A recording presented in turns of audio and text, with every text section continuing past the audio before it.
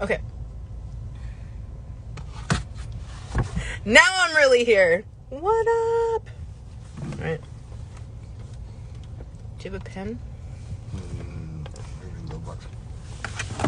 All right, now I'm really back, I swear.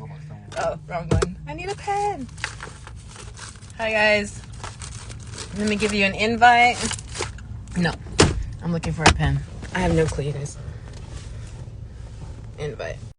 It's Friday, you guys. What's up? I am literally in the parking lot of a McDonald's, pulling off their Wi-Fi in downtown Long Beach. This is super.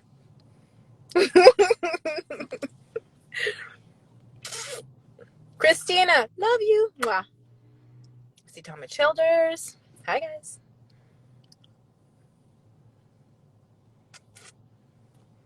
Let's see. The invite is not going through.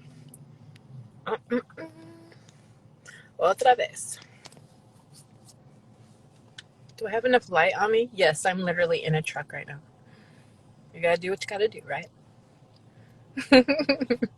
Love you, girl. Let me see. It is not working. Vero! Otra vez. Love you too. Alright, it's not working. Okay, I'm sending you the invite. Leanne, you should be able to see it in your notifications, or it should pop up. Hi guys, it's Friday. Whoa. That was so loud. I want some. I'm hungry. I need food. I'm getting hangry. Okay. Pistol Whip. Love that name. Hey. Okay, I don't think the invite is working. Um, don't message me, you guys. I'm live. Same thing every Friday. Come on. Doug the Welder, what's up? Leanne, you might want to try requesting me at the very bottom right. I know you do. I love you. There is a little face with the arrow. Yay! Hi. Okay, hold on. Let me see. I gotta adjust in the truck. Now, are you just coming off of work? I worked for most of the day, yeah. I was luckily able to go home and get a quick shower in. Oh. I don't want to be so lame. Sorry, I'm like literally sitting in the truck right now. Look at. All right. Can you hear me good? Yeah. Okay. I'm hoping the Wi-Fi stays because I'm literally downtown Long Beach at McDonald's. Like, crossed. I know. So thank you. I appreciate it. All right, you guys. My name is Tiffany. I'm the founder and host of Welding Women Syndicate, and we have the lovely Leanne with us tonight.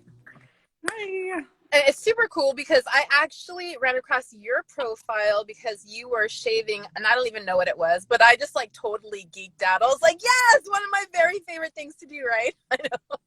I think it was one of the fuel filler patches that I was doing or something. I don't remember what you're talking about. You're like, what is wrong with this girl? You know. Come on, it's a fabrication thing, though. That's one of the very first things I learned how to do when I came to the shop. So I don't even know what the heck I put. I just put some random shit. And then I started looking through and I was like, I love what you do. I love your work. So can you just kind of tell us a little bit about like who you are and where the heck are you? I know we got messed up on time zone. No worries. It was a little confusing. I know. I'm sorry, you guys. Way too much caffeine. But this is Leanne. And so where do you live? Currently, I'm in Coeur d'Alene, Idaho. Coeur d'Alene, Idaho. And the work that I'm talking about, what company is this? This is Artec Fabrications. Awesome. Now, quick question.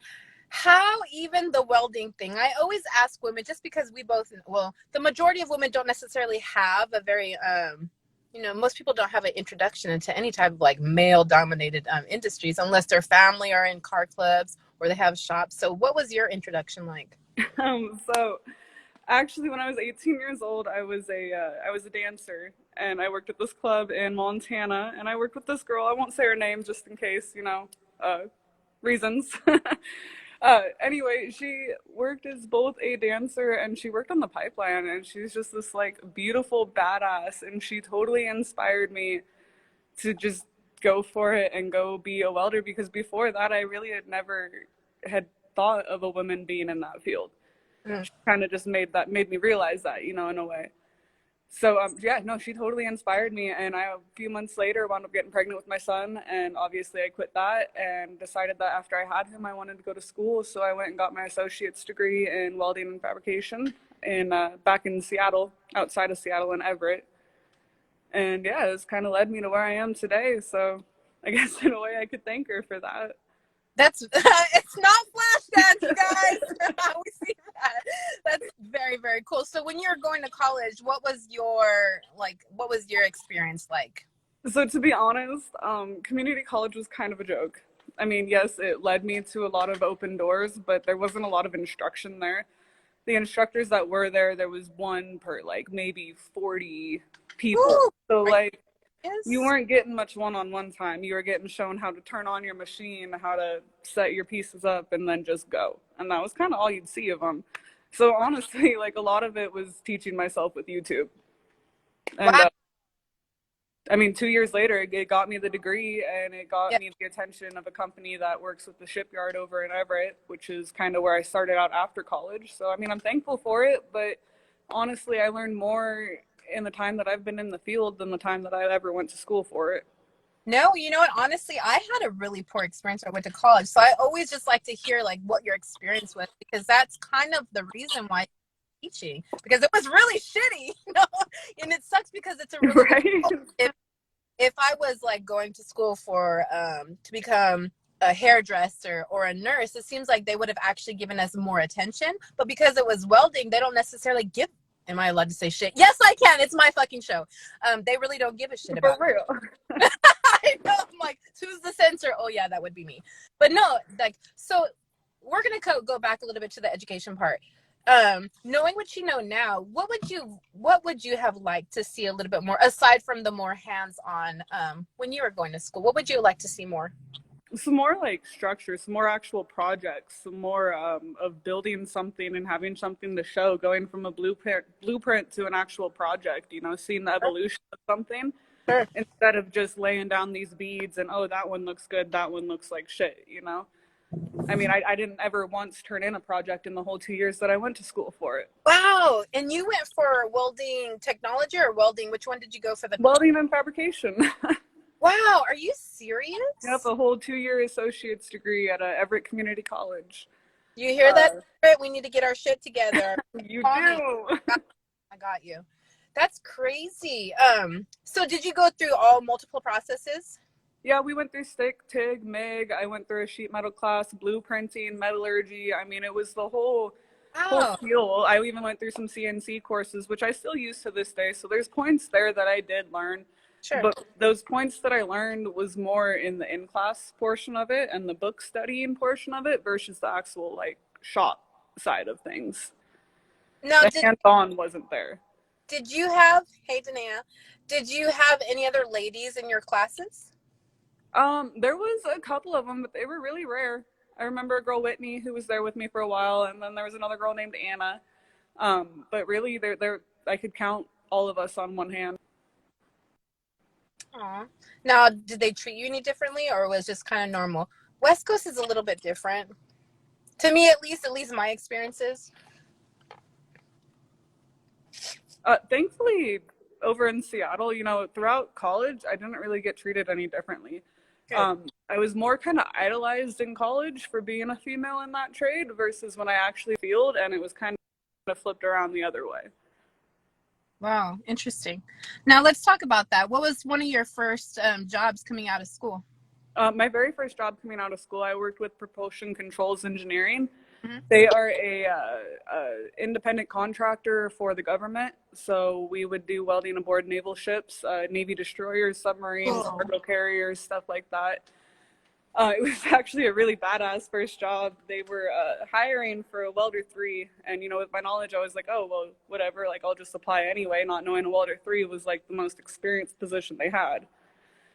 They called me in for an interview, and I wound up just killing it. So they Love it. they liked me, and they hired me on as a helper. I was a welder helper under Jerry Lako for a long time, and Jerry Lako wound up dying of cancer, unfortunately, kind of suddenly.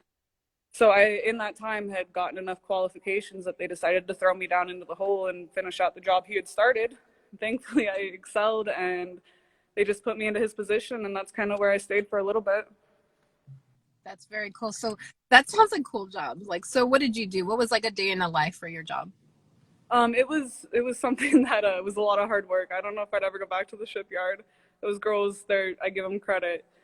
It'd be, getting to Seattle at 4 o'clock in the morning and lugging everything up on the dry dock, well, carrying a welder up there and all your ventilation, all your gas lines, getting everything set up. I do a lot of work on the gas turbine collectors, the exhaust collectors for them. The Cool. flanges on there, they'd have bolt holes that would crack out, so we'd excavate those and fill those in and do a little mirror welding on the backside of them. Mm-hmm. We did deck plates, piping, kind of just anything basic repairs aboard the ships. What process did you guys normally use? For the most part, it was TIG and stick. I did a lot of TIG on stainless. That was the exhaust collectors. I did a lot of stick, though. Stainless steel, highest tensile strength, like 110/18 kind of stuff. Nice. That's very cool. Now, okay, so, and there's a whole method to why I'm asking you, because there's a very cool comment to you on the right now, and we're going to get to it. So did that lead you where you're at right now? Do you know what I'm talking about? No, I haven't even seen it. Don't look. Don't look. So is that what led you to what you're doing right now? Not really. I did that for a while, and then actually after the shipyard, I left there and I went and did some tiny homes for the homeless with square peg fabrication. Mm-hmm.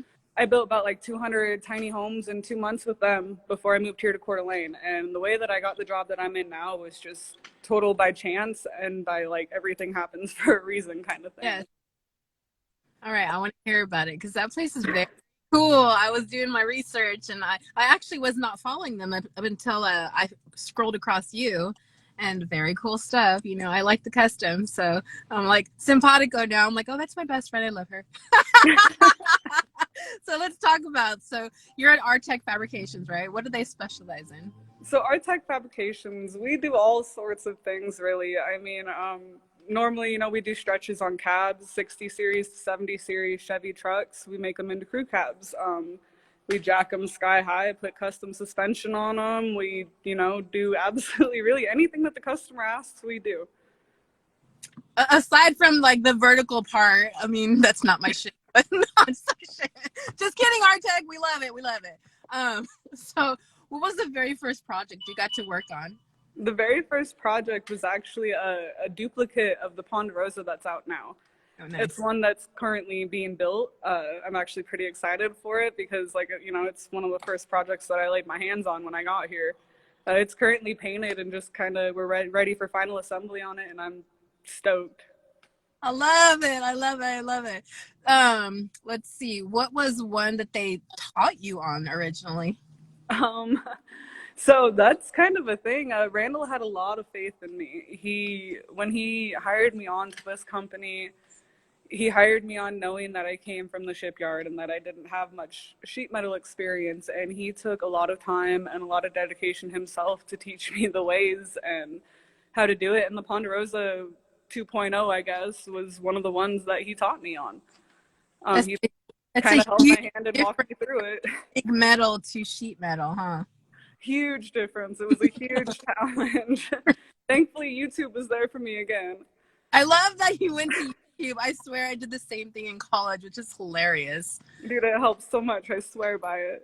But you know what? It's funny is that, like, both being formally educated, you would think that there would have been enough education paying for, $20,000, $30,000 for school.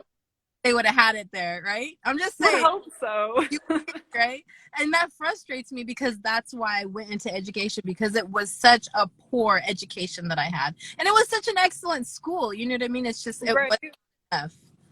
Yeah, I'm with you on that. I did not have a good experience there. That stinks. I know that needs to change, and I know a lot of schools they're starting to see that, especially when it comes to trades work. But so going from big metal to super super tiny gauge, like what did that look like to you?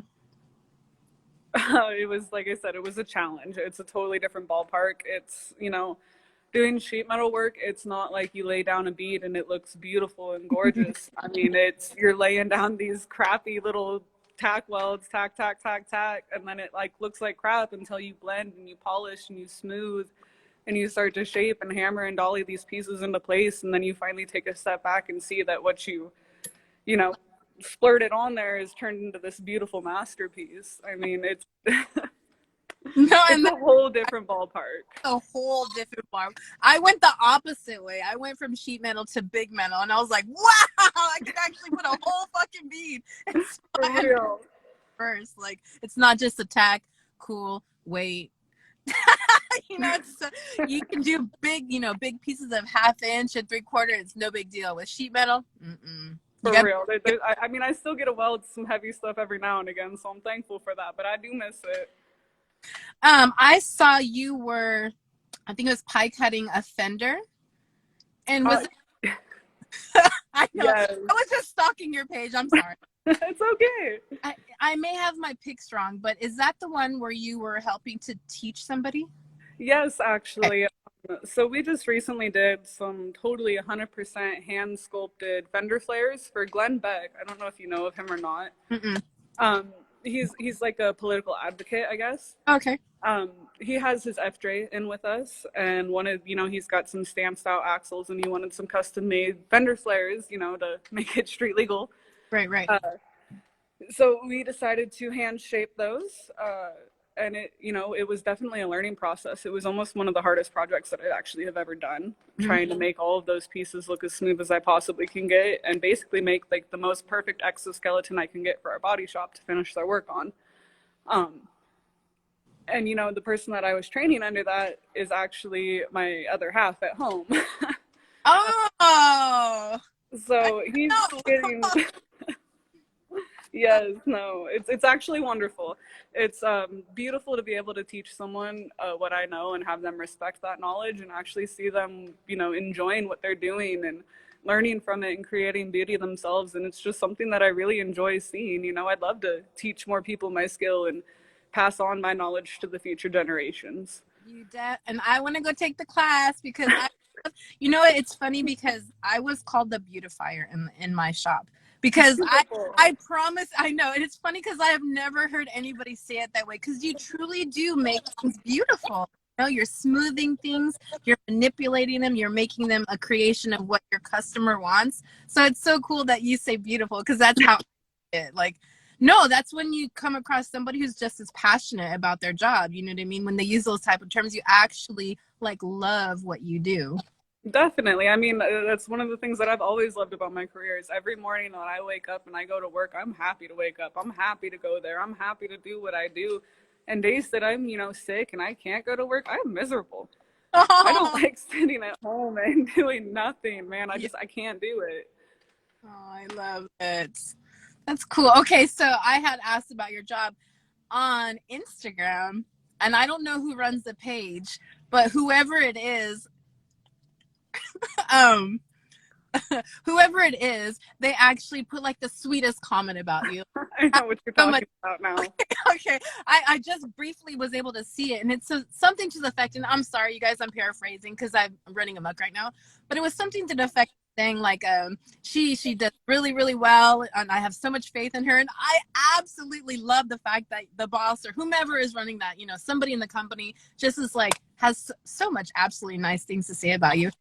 And there's another person you had worked with who is also yeah, badass. I worked with her too, and she's super dope. So I love the fact that everybody you've come across, you have a super good vibe with.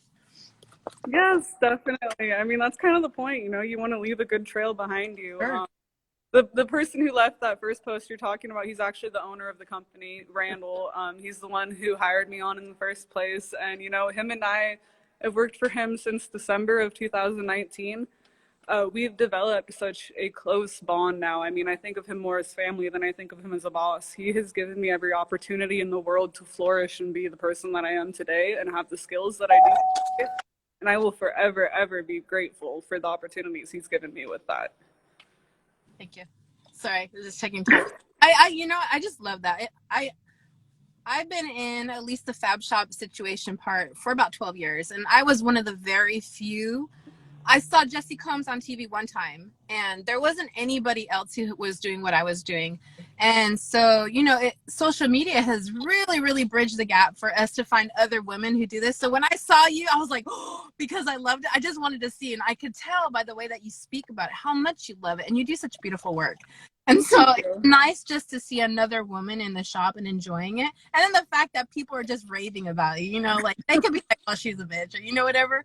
But it's so cool to see that the owner of the shop like truly, truly supports you. And I admire that. That's very cool. You don't get that often. No, you don't. I'm definitely privileged when it comes to that. And as far as the other comment, the person who I previously worked with, he's a great dude. He was an awesome guy to work with. Dirty Bird, I know. Yeah, yeah. I'll give you the shout out. That's the one. I appreciate, talking good about me. So it's just nice to get all the love for once, and actually get, love for the work that I'm showing and the work that I'm putting out there. It's just, that's all I ask for. So you were telling me you were having an issue today. Is that something you could talk about? What was that? I mean, you kind of broke up. What you were working on today. Are you able to talk about that? Yeah, so we're working on a restoration right now, actually. It's just a normal restoration. We're not doing anything fancy with it, just the normal cab.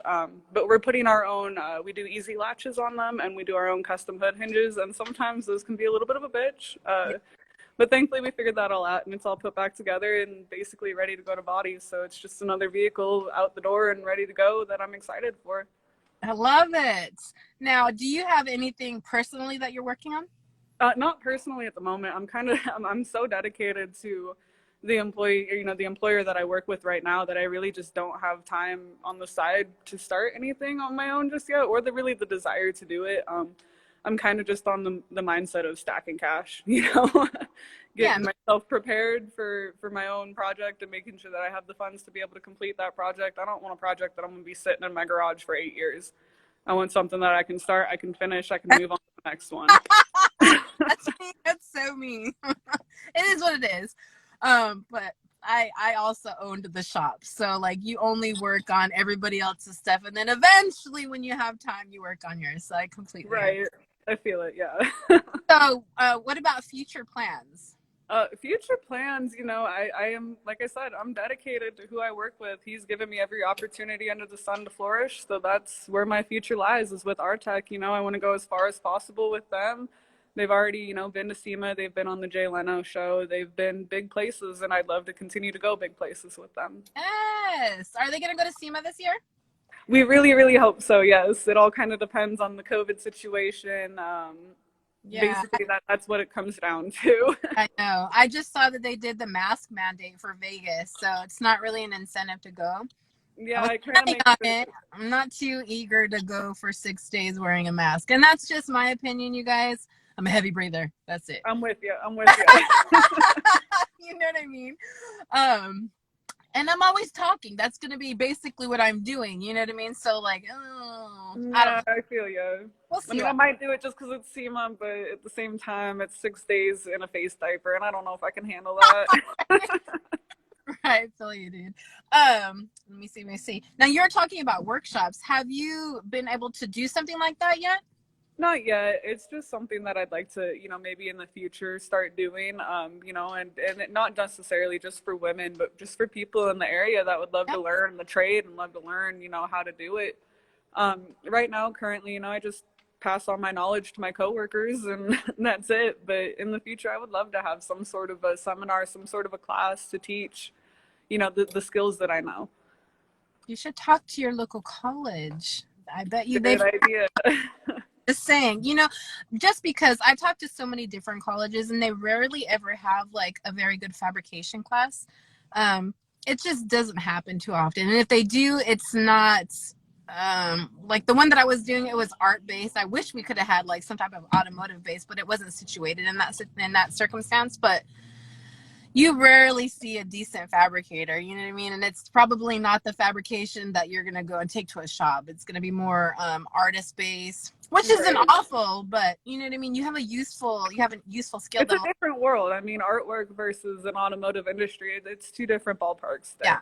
Yeah, And the other bad thing about that, you know, is the fact that there's not that many people coming into this industry really that would be interested in something like that, you know, especially in the small area that I'm at in Coeur d'Alene. right. Any plan? Oh no, you said you're stuck with them now. But I was any plans of coming back over here? Come over to Cali. Shit. Not in the near future. I mean, I'm always through a vacay, but Sorry, my heart lies here in northern Idaho. I'm not trying to steal This her. is home. I am, but sorry, my bad. I love it. Now we were talking about the society of women coming into the newer generation coming into the welding industry. What is your take on that? So I have a take on that, I guess. I really love all the women that are coming into our industry, and I really find it empowering to see the numbers grow. You know, every single day they grow and grow, and you know, it's definitely something that's inspiring. But these women come into this field thinking that they're princesses and that they need to be treated as such. And unfortunately, in this field, to be treated like a princess, you got to be a badass, if that makes sense. You got to keep up with the boys. You got to prove the boys that you're worthy. You got to, you know, outwork them. You got to put out good quality work and basically prove yourself, you know. And you got to have thick skin. You got to have dedication. You got to have a love for what you're doing, because if that's not there, then you're never going to succeed in this industry. And I think a lot of women don't really understand that before taking that step into it. No, I completely. But you know, and I guess I really never thought about it. I'm just a badass, and I will always own up to it. You know what I mean? But once I came into the shop, I pretty much just started replacing everybody. And you don't think about it when you're working. You're just like, get the hell out of my way. Let me do it. And you prove yourself and you prove yourself. But I never thought of it that way. Like, you truly do have to have a thick skin, because people don't necessarily like that. They don't. And they especially don't like when a woman, you know, upstages them. It's definitely not something that can handle very well. Like, I love that word. Like, I guess you're right. I never think of it, because I just absolutely love every aspect and every different like platform that I've gone into. But I guess upstaging is an interesting word. Do you really think that they think that? Yeah, I mean, in some stages, yes, because I mean, some people are threatened by it, but in other cases, you know, people are encouraged by it, and then they'll, you know, learn from it and better themselves. I mean, it can go one of two ways, you know. Oh, welder Danae, are the girls that are coming in are there for the wrong reason? Well, I mean, their reason may not necessarily vibe with what our reasoning is.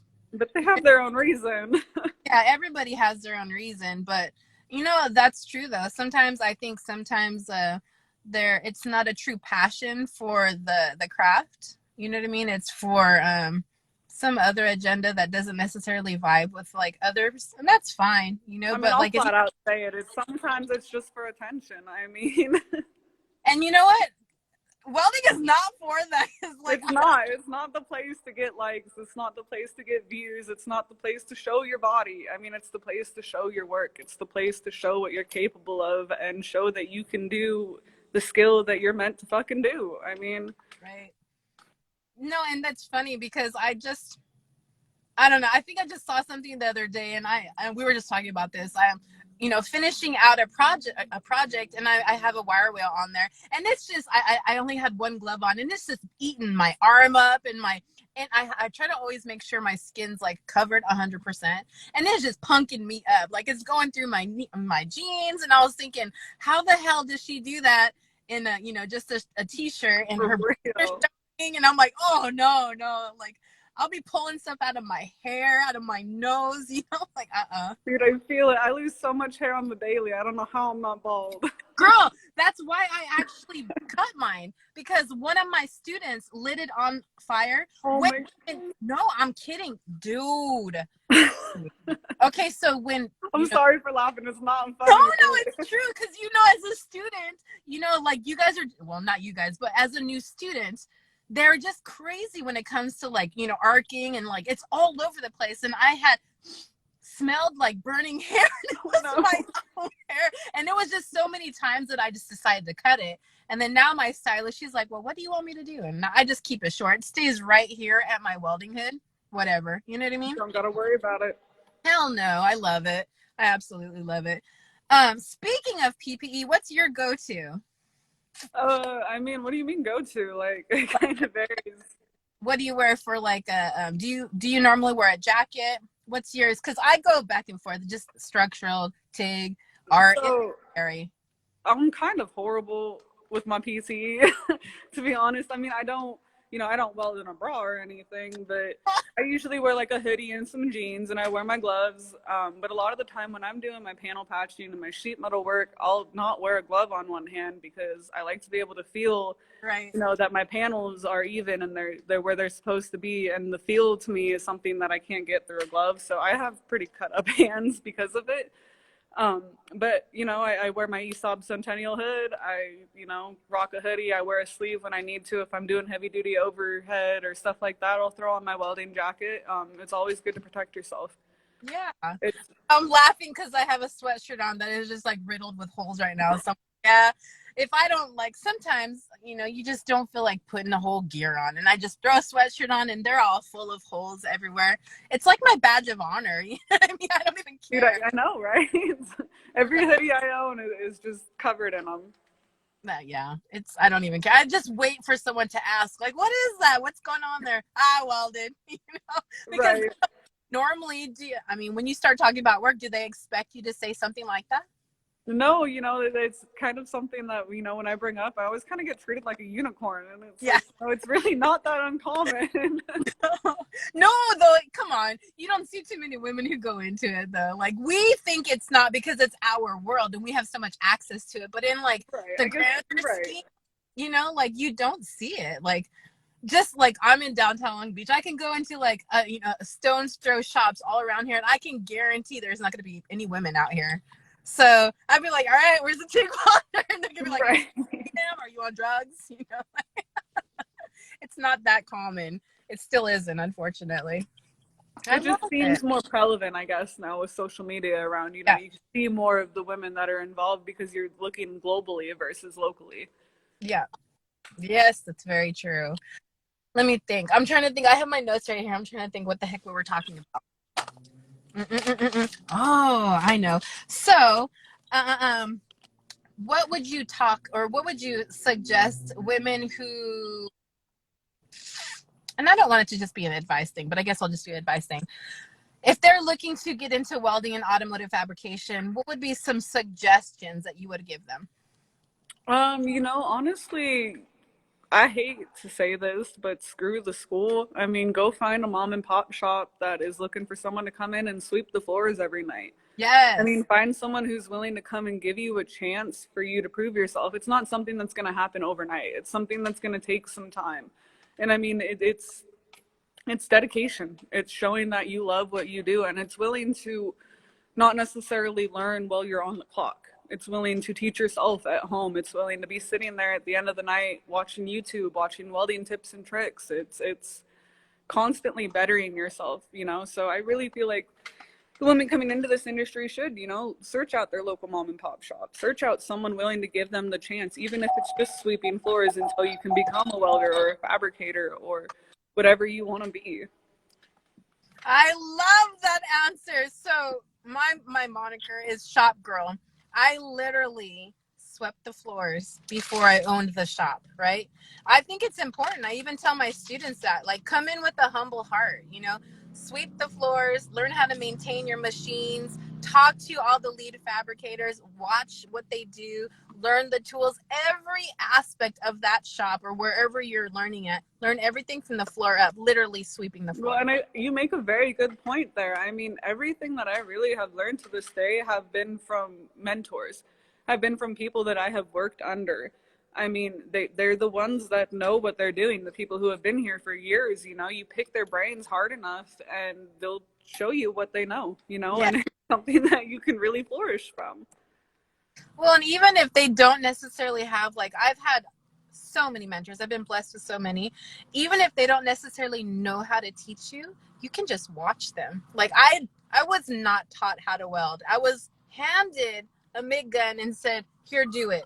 You're here every single day. You should know how to do it. That was my formal education. No joke, dude. So, you're there in and out, for a year, and you know how to run the welder. You do all the fabrication. You do all the finish work. You do everything but the lead weld. And then they're like, here, do it. Okay, you're not gonna tell them no. You know, you're just gonna wing No, it. you step up to the plate and you do it. Well, I did. Fuck it. You know what I mean? Like I absolutely had the coolest person to work with when it came to that. I didn't even know if I knew what the hell I was doing at some point. I felt good. It looked good. As long as it looks good, you know? But it's true though. You have to have, I think it's important to have some kind of good mentor and to learn from everybody. You know what I mean? Definitely. I believe in that as well. It's kind of cross training, you know? It's helping each other out. You know what? It's go for it. Why not? Why and me and Eliza always talk about this. Why wait 10 years and look back and you ask yourself, why didn't I? Why not? You I know? mean, yeah. Just Yeah. give it a shot. And if you fail, you fail. But if you succeed, then, dude, you learn something new and you're back. You got better stories to tell when you're, 20 years from now. Why right? not? Did you ever imagine that you're going to be in the place now that you are? No, not at all. I mean, I always thought like I'd be in the belly of ships welding beat after beat after beat. I never thought that I'd be taking these visions from someone's head and making them just a reality. I mean, it's just something I never thought that I'd do, but I love what I do and I'll never do anything else. So I'm glad. I love that. So any plans to have your own shop in the future? Way down the road. Yes, I would love I'm not to. trying to I would love to have Lady Built Customs in the, sometime in the future. It's a name that I do own the LLC for it. It's not a current operating company, but it's something that I have dreamt about since I started college, and it's kind of something that I've always aimed for, wanting an all-woman shop. As kind of sexist as that sounds, I think it would be badass to have a bunch of ladies building badass stuff. Like, yes, I'll be there. You have my number now. I'll be there. You fucking call me. I will be there. And one day we'll make it happen. You know who Bogey is, right? Yes. Okay. I just watched your video with her. Dude, I swear, man, every time I talk to her, I am never able to join her. It's 2 times I've been offered the opportunity to go out to her, and it's no. I know. She tells you I'm so lame. I know, I totally am. But I have my fingers in so many projects right now, I cannot. So it's just right. But if you have this future 5 years, call me. I got you, girl. You're the first on my list. Yes, I feel that's so badass, dude. No, I think that's so. I think that type, it's so cool because you know what, women don't necessarily. Oh, my motivation just popped up. Imagine yourself 6 months from now. Very cool. When you see an all girls build, dude, that's just you don't see it. And Bogey is one of the very few. Yeah, but Bogey is probably one of the very few that I've seen ever do that. So we need so much more of that. Definitely, I agree with you 100%. And it allows the younger generation to see what is possible. You know what I mean?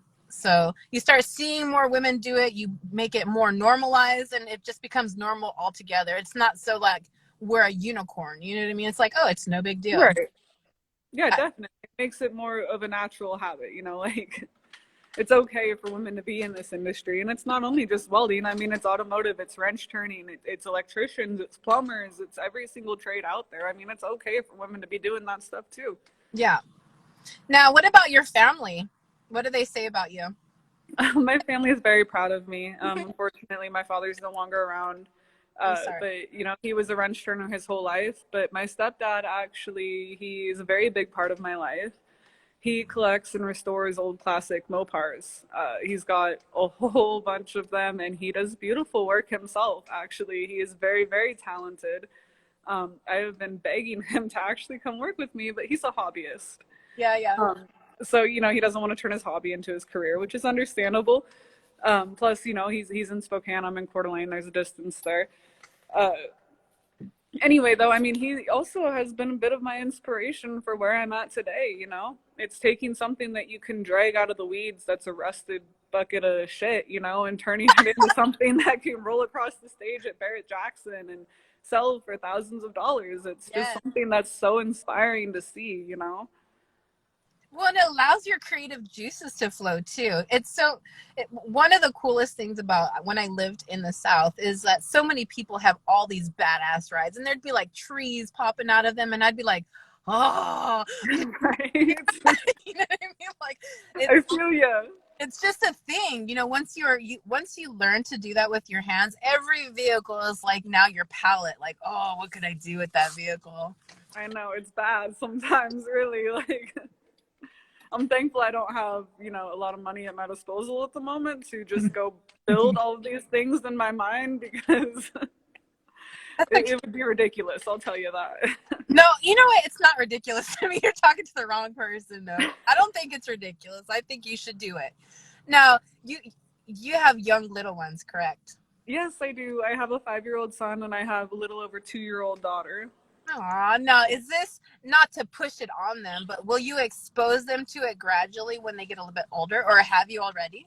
They're already exposed to it. It's not That- something I'm going to expose to them gradually as they're older. My son, he was born and raised, or not born, but he was raised in a shop. I mean, he's been around a shop environment since he learned how to walk. We used to, when he was, a little one, we'd hang his baby jumper from the chain hoist in the middle of the shop and just let him go crazy while we worked on things. To this day, even at work, everyone here, our crew, they all know my kids. They love my kids. They come in here, they say hi. They get to hang out every now and again. So it's definitely something that I'm exposing them to, and something that I'm not necessarily going to push, but I'm going to make sure that they know the benefits right to life. You got to teach them the right ways of life. Exactly. I'm biased, dude. I'm so biased. I'm like, you're going to be a helper. You're going to be a welder helper. You're all welder helpers. I mean, they don't have to necessarily continue in life, but they're going to have chores. They're going to have their opportunity. That's for sure. It's awful. It's funny because my daughter is grown, so she didn't necessarily have the introduction. And my oldest son, he's like, Mom, I do not want to get dirty. You do that. That's what you're doing. And then he actually, this is how you know you're influencing your children. He sent me a TV show about welding. He was like, oh, you do that. You should watch this. So I'm like, oh, he's actually paying attention. I'm like, paying attention. He's paying attention. My influence is coming out. I love it. That's cool. I love that. Let me think. So for anybody getting, I know you're not necessarily for the formal education, but in California, and I always push this, just being an instructor, it's a mandatory to have a degree, which you have when you teach. So do you think that'll be something further along that you will get in? Yes, I mean, if you're going to be going to specifically teach the next generations this skill, then yeah, you're going to need to get your associate's degree. You're going to need to get the proper training, because that also involves, your English, your maths, your generals. That is something that gets taught when you go and get your associate's degree. Mm-hmm. It's definitely something that you need. But as far as just being, I don't know, I guess a worker, it's something that I've never had to really show proof of. I mean, even when I was working on the Navy ships, I did NAVSEA qualifications that were specific to naval ships, and they were X-ray, dye penetrant, micro etched, literally any kind of NDT testing that you can think of. But those qualifications didn't transfer to any other company after I left that place. So it didn't really matter that I was a qualified welder. I was just a welder coming in with experience. So, no, I mean, yes, if you're going to teach, you'll need it, but no. Right. And it's funny that you talk about the qualified aspect, and it's something like you can tell when you're talking to another welder and they talk about, oh, I want to get my certifications. You're like, hold on. Right. Why do you want to get them, for one? Does it make you feel like more of a welder, or, you know what I mean? And starting out, I think it does, it helps build that persona, I guess, or that capability, like that, having the faith in yourself kind of thing. Like, I passed this test, so I can do this job kind of thing, but in the real world, I mean, it really doesn't matter, because every single company has their own qualifications. They have their own testing. They have their own, procedures. So. Well, and that too, if you have a certain certification, you're going to have to continue to certify if you're not working actively in that field. So sometimes I feel like I see this, and this certification. I'm like, do you actually do that? Or you just hold the cert just in case you have to do it? Like, that's stress. You know what I mean? Like, good grief. Like, hold on, you got to recert, like, of all these processes that you don't do, And It's then, not like riding a bike, you know, you can't quit welding and then all of a sudden go back and pick it up like it was nothing. I mean, it's a skill and it's something that you got to do on the daily to keep your skills on point. right, right. No, it's true. You absolutely do. I laugh. Like, I was having a conversation the other day, and it's a future interview, and she's like, I just want to get my certs, and I'm thinking, you don't you don't have to. Are you gonna work in those? Like, she just doing it just to do it, just to learn the welding process, but she's Right. not working actively in the field. And I'm like thinking, don't worry about it. It's Like, just a waste of time and money. I mean, it's cool to go through the process, but every job is going to have their own qualification. You're probably not going to use it. You're basically telling them you can take this test, because when you go out in the field, you're probably not going to be doing a 7-inch weld open. It's not going to happen. You're going to be doing some no. crazy shit where it's windy, you're sweating your butt off. It's not going to be completely different. Trust me. 100%. I couldn't agree more. Right. So I don't know. You can always tell when people are coming in and they always like stress about the certification aspect, and you're like, I don't want to burst your bubble. It is So good. I'm gonna burst your bubble. I know. No, and it's good. It's good for beginners. But then they start learning. They're like, oh, I didn't even use it. I started doing TIG welding and I didn't have that cert. And they just gave me their own test and qualified me there. Right, exactly. It's just Something that, I mean, it may be one of those things that's got to be learned, you know, by the next generation. As they go through, they're going to need to understand that, you know, but it's not something that the schools ready you for. And that's also a part on the schools that kind of fail you. You know, they don't tell you that every business and every company has different qualifications and different certs. They tell you, oh, you need your AWS, or you need this, or you need right. that. Like, no, you don't. You need to know what you're Very doing. You need to familiar. know how to pass something and how to fail something. Yeah, exactly. Yes, and that's true. Like, it's more interesting to watch like the smaller niche based schools, because they know regionally what they're teaching for, so they can write the WPS for, like, their friends are hiring. Okay, so we're gonna certify you in that, and we're gonna get you qualified to get into that job. That makes more sense to me. Colleges are just not that invested, and I've talked to several of them, and I've worked for them, and I'm like, why are you even certifying this? I'm sorry, you guys. I'm not gonna get fired. You're out of here. For real. Whatever. I'll have my own school. Don't worry about it. But it's true though. You don't necessarily have to worry about those type of certifications. You really don't. Learn it all, you guys. It's cool. So, what's your favorite process right now? So my favorite process will always be TIG. Oh God.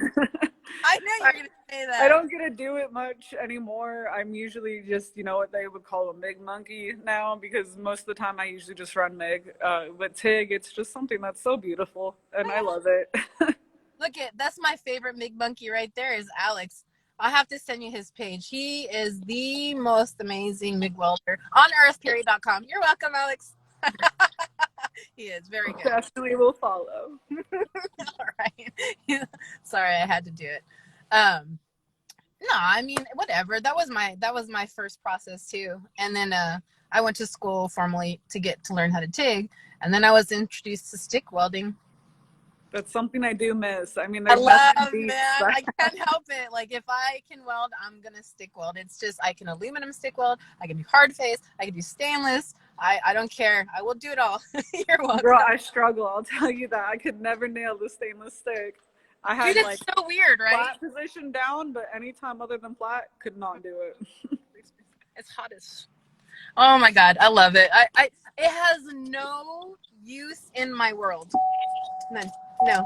Because you're certainly not going to be doing that on a frame or sheet metal. I mean, you could with a lot of cussing, right? I mean, yeah, a lot of cussing and a lot of fucked up parts, but it's possible. That's funny. I love it. No, it's true though. Come on, it's a pain in the ass. But for structural, I had no idea. We like flipped. Like, you started on big metal and went to sheet metal, and I went from sheet metal to big metal, and I just. There's a process for everyone, dude. That's the thing, though. It's like, it's not just going into welding. You're going into welding, going into sheet metal, and going into heavy metal, and going into fabrication, or TIG or stick or MIG. I mean, there's so many channels and so many alleys in this field that you can really, you know, mess around and find what you love to do and what you're comfortable with. Do them all. Like, just try them all. Yes, definitely. I mean, there's so many processes out there. I mean, you even get into underwater welding and all No, that I crazy wish. stuff. I tried. I tried. I'll have to do it privately to get my hands on that one, but Yeah, I don't think I could do that one. That's all on you. I love it. Time. Okay, so I'm gonna wrap it up. I want to see. Let's see. Best advice for 15-year-old you. And I know we overuse this one all the time, but I don't care. I like this one. 15-year-old you who, you're getting ready to do the transition from, junior high to high school, and then you're trying to figure out a trade. Sorry, it's loud. And what's the best advice for just trying to figure out you and coming into the industry? You know, I wouldn't have any advice. Everything in my life, I feel I'm a firm believer of everything happens for a reason. Everything has led me to where I'm at today, and I wouldn't change a damn thing. Good. I wouldn't go back in time. I wouldn't tell myself to do anything different because I love where I'm at today, and that path led me here. Love it. Oh, I love it. Same. Same.